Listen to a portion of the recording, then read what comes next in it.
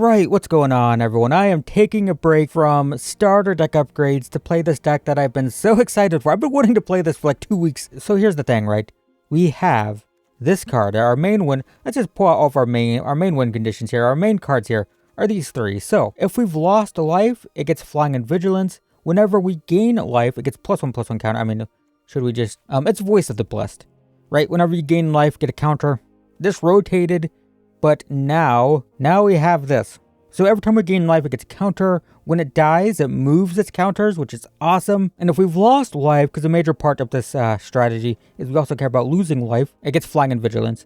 So how do we gain life? Well, we have Zorleen. Whenever a bat attacks, we gain 1. That's per bat. So if we attack with 4 bats, we don't just gain 4, we gain 1 4 times. Which is going to trigger this 4 times. We'll put 4 +1/+1 counters on it. So that's awesome. We can also pay 2 and pay 2 life, which is going to be lost life for this, to bring a creature back that costs 3 or less, which is our entire deck, from the graveyard to the battlefield with a finality counter on it. So we care about gaining life and losing life. How do we gain life? We have this. Whenever we play a creature, we gain 1.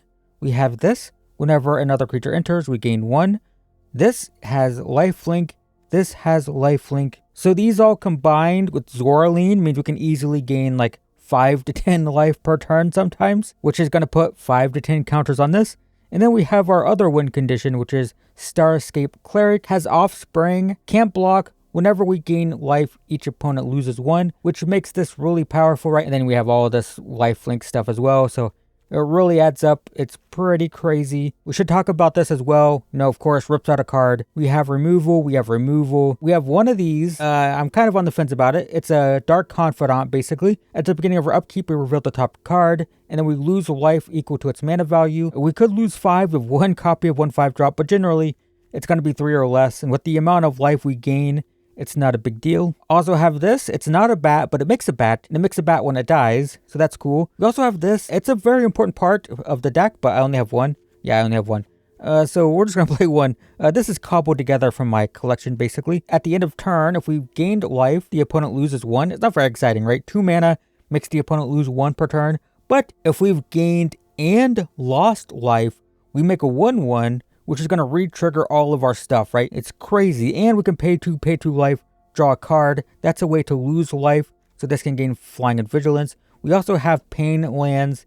We have Thran Portal and Caves of Quellos to intentionally damage ourselves to give this Flying and Vigilance. I'm also playing 1 copy of this, which is a common in the deck. It's kind of just filler. Should probably be another one of these. But mix a 2/2. And then at the beginning of our upkeep, puts a counter on all of our stuff and untaps them. So that's cool. Anyway, I've been dying to play this. I haven't played ranked. Today, it's like we're like halfway through the month. And I'm still bronze. I haven't played. So we're going to play. Look, this is what I've been doing. Look at my decks, guys. It's all starter decks. This is all I've been doing for like 3 weeks. But this hand is insanely good. Oh my god.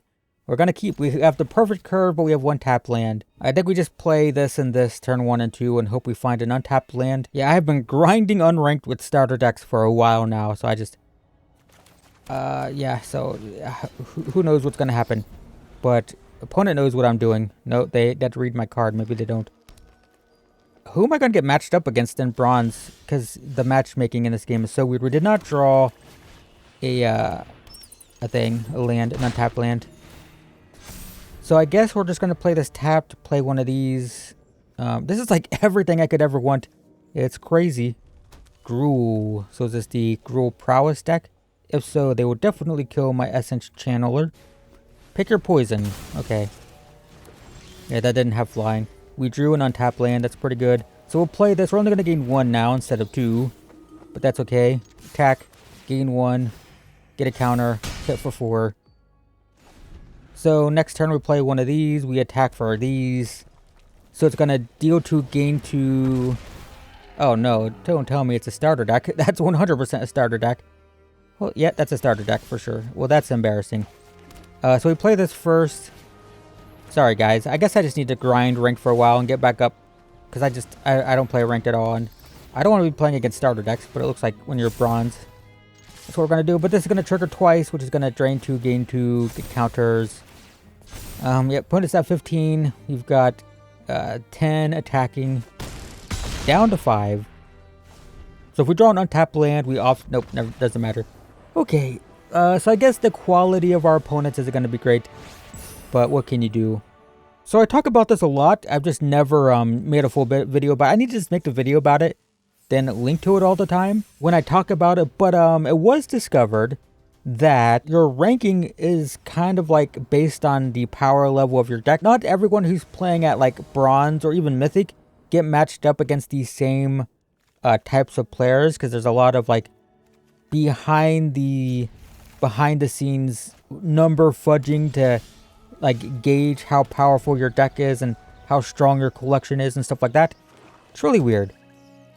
I watched, I don't know if anyone here is familiar with we're matched up against the same deck. Raren, he's a Hearthstone player, but he has lots of crossover with Magic the Gathering because he does videos with like CGB and Voxy and stuff. Anyway, I watch him play Magic because I like watching new players play the game just to get a gauge of like what's the sticking point, what's hard. The answer is the economy. It's really bad. It's really bad for new players. But I watched him play for like 3 hours, and he almost exclusively played against tribal decks. That's fine. Or tribal decks, not tribal. Why did I say tribal? He almost exclusively played against starter decks. This what I'm playing? Yes. We're naming Bat. So I feel like this just gets killed. They're Golgari though. They're Golgari mid-range. They're not Bats. Okay, I'm going to play this. Yeah, they're Golgari mid-range. I'm going to take removal, but they have 2 of them. This is a fight spell. This is straight removal. I guess I'm just going to take this. This won't be able to kill my big stuff late, this thing. So they probably just tail swipe, kill my Deep Cavern Bat.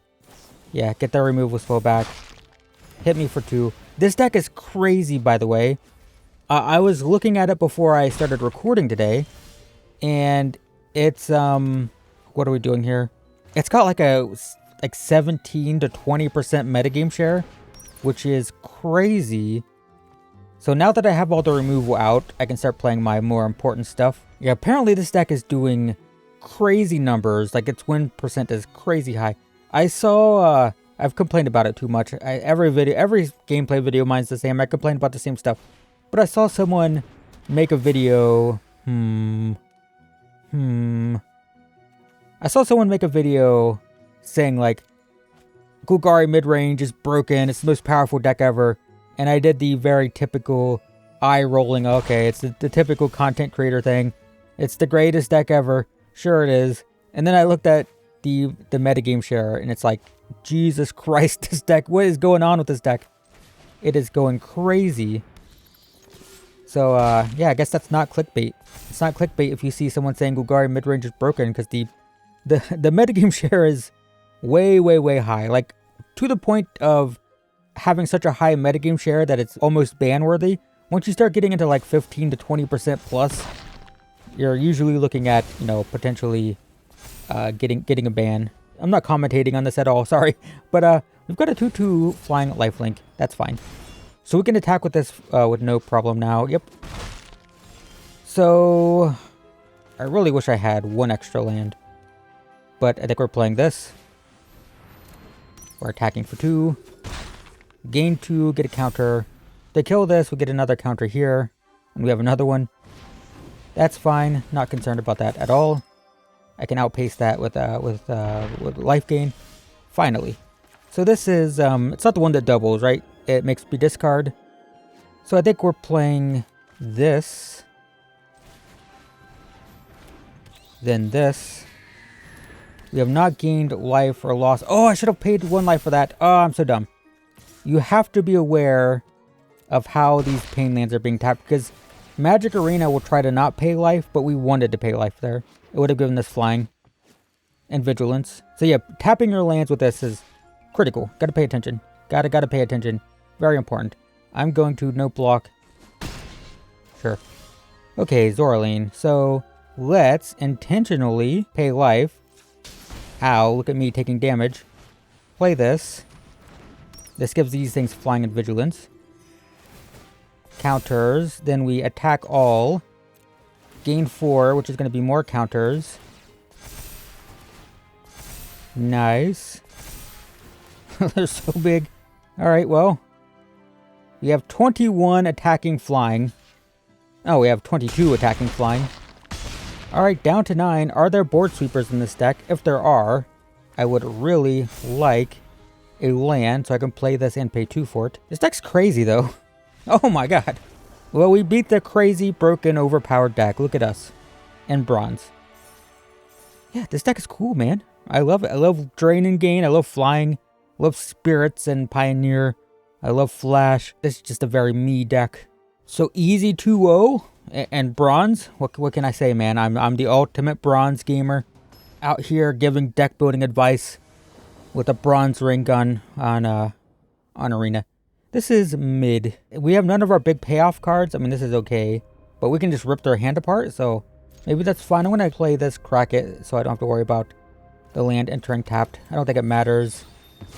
Getting a black land because we have all black cards. So if we draw a 4th land, we can play, like if we draw another plains, we can play 2 of these in a turn. There we go. See? I know what I'm doing. Just because I'm bronze ranked doesn't mean I don't know what I'm doing. This is Dinosaurs. We probably just want to take the flyer or removal. This is removal. So I guess we take the removal this turn. We take, we need to get the Dracosaurs out. I don't care about the things on the ground. Although I don't have ways to gain life. Sure. Never mind. There's a way to gain life. So we play white. Play this. Play this. We are definitely taking a Dracosaur now. Yep. Awesome. We're going to attack for 1. So now we just need to race the opponent. They have 2 4-mana 4/4s with haste. They've got 3 power on the board. But next turn I can rip another Dracosaur out. I'll gain 1, gain 2 from these attacking. They're not going to have too much removal. We really don't want to take a... Ah, dang. Yeah, that's fine, actually. We play this tap this turn. We play this next turn. We offspring this. 3 Deep Cavern Bats. How do you feel about it?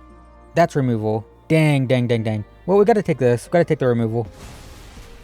And hope we kill them before Dracosaur comes out. So now it's a race to 5 mana. We don't want this to be a land that they just drew.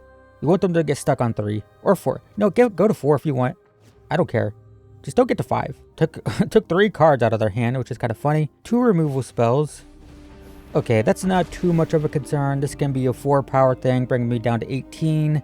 Next turn we offspring this. This is fine. Down to 18. That is so good. My god, I want that now. They're not going to have Dracosaur. Let's play this now. Because this is getting huge. We don't have a way to lose life. And I'm not going to play the Starscape Cleric. I want 2 of them. Let's just do this. Get 3 counters.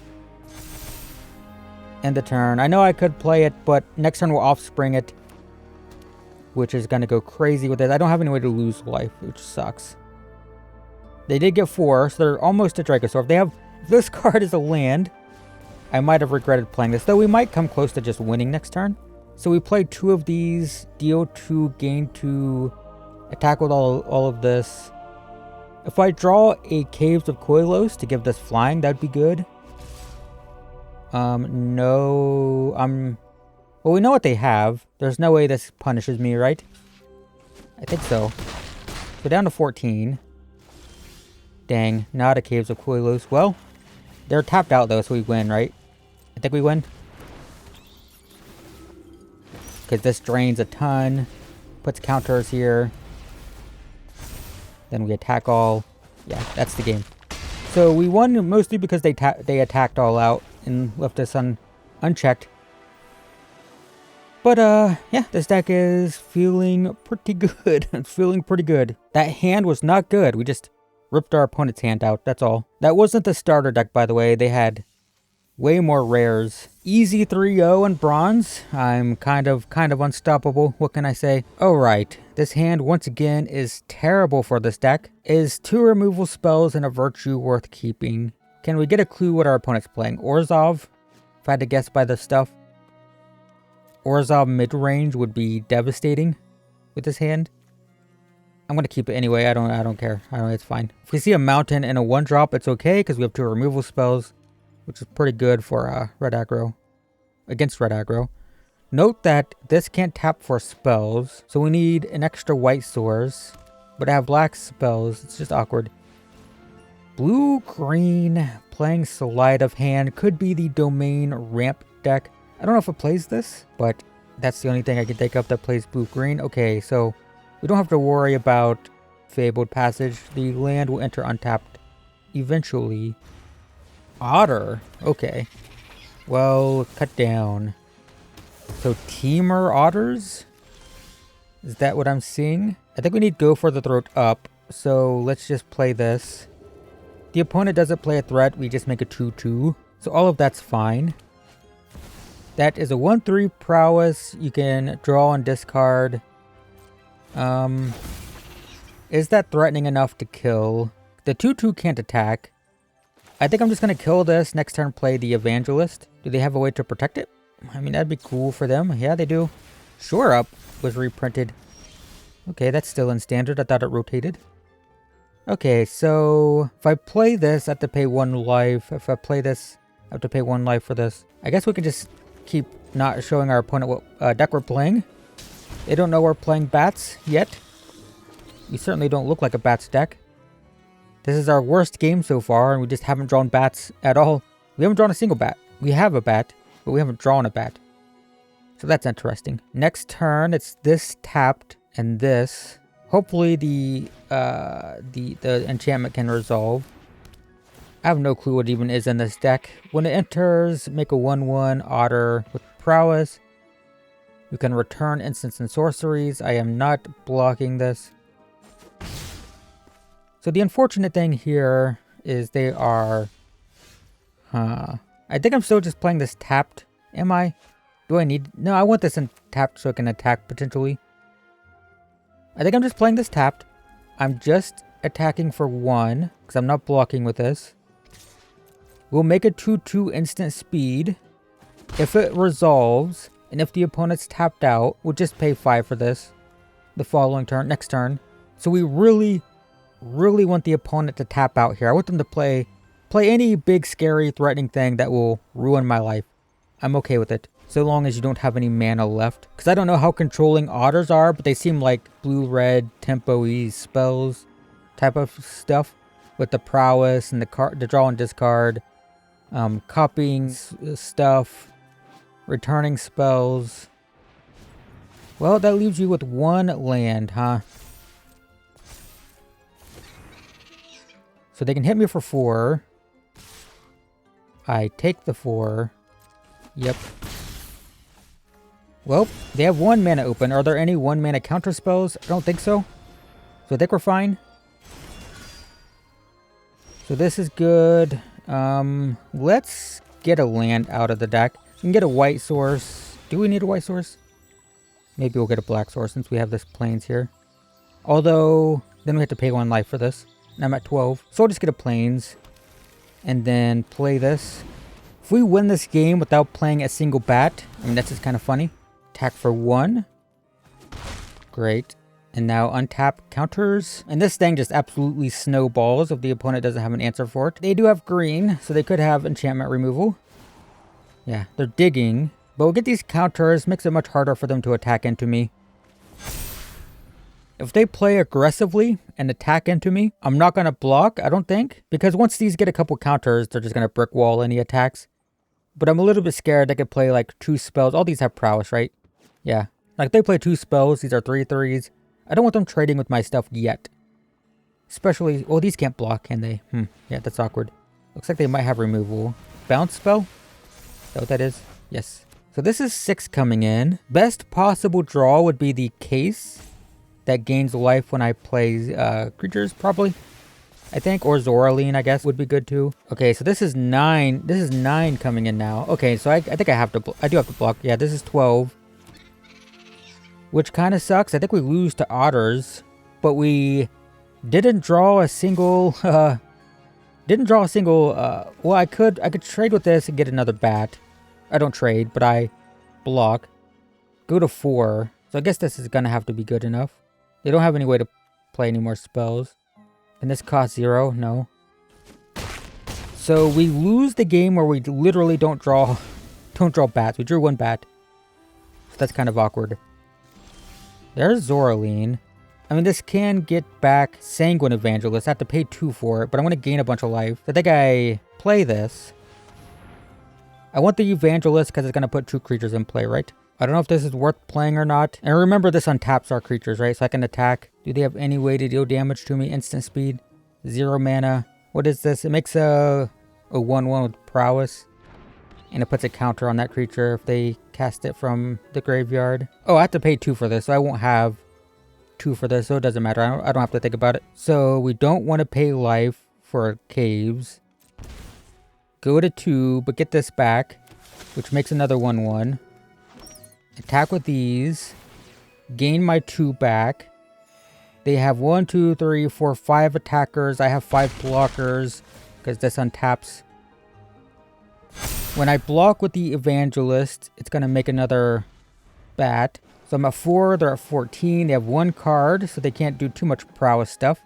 They can pay 4 for this. 1, 2, 3, 4, but they can only play a 1-drop, which would be Shore Up or Sleight of Hand. What's the exact wording? Return it. Return it from your graveyard to your hand. So they can play this. It doesn't have haste. I don't know what this card is. They can pay 4. Why does this say ×4? Oh, it's these. These Otters have, there's 4 of them, right? So worst case scenario here, they pay 4, bounce a Sleight of Hand or Shore Up. They can't play 2 spells, unless this is a 1-drop spell. It is not. So this is all fine. I can block all of these. We do have to trade, but I can do it. They have 3 mana now, so they can't cast these from the graveyard. So we do 4/4 on the 2/4. Do this. Actually, yeah, do this. I guess do we trade all out or do we take 2? Because if I take 2, next turn I can offspring this, attack for 3. Does it matter? Or am I animating this? I think I just full trade. I think this is fine. Just get all this out. Sure, draw and discard. Would have been nice to keep another bat, but it's a, oh my god. So how do we do that? Does this cost 4? So 1, 2, yeah. So I play this. I can animate this, which is gonna gain life and drain. Attack like so. Deal 3, gain 3, plus that. So I go to 8, they go to 12. We're attacking for 8. All this is going to untap. Even my land, technically. I think we're good. We're at 8, they're at 4. I can't believe... Oh my god. I can't believe we won that game. That was such a sketchy starting hand. I shouldn't have kept that. Look at us climbing through the ranks of bronze. We have a pack.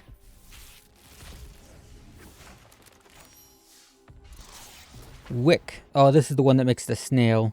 Right. This card, by the way, oh my god. Look, I know the people watching this might not be watching the starter deck upgrades, but the food deck with that squirrel, it's so good. I don't think people realize how good this food deck has become. I actually made a non-starter deck version of it because I thought it was so good. Anyway, we're here. We're doing this deck today, right? So, I know that was only a few games, but I mean, we've seen this deck before, right? You guys have seen this deck before. It is very good. We went 4-0. I mean, we went 4-0 in bronze, but I really like it. Zoraline's awesome. And this card has crazy snowball potential. All the draining and gaining is just, I love it. Love it. Big fan of it. I should play more ranked with this, but I'm not. I'm going to go back to recording starter deck videos. So, starter deck upgrades coming back soon, like tomorrow probably. But for now, thanks for watching, and I will see you in the next one.